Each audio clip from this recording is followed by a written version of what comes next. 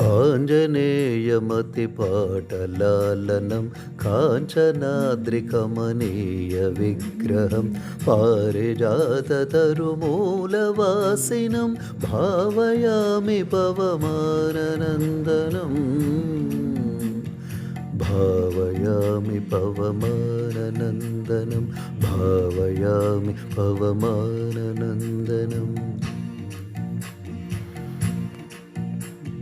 यत्र यत्र रघुनाथकीर्तनं तत्र तत्र कृतमस्तकाञ्जलिं बाष्पवारि परिपूर्णलोचनं मारुतिं नमत राक्षसान्तकम् भावयामि पवमाननन्दनं भावयामि पवमाननन्दनम्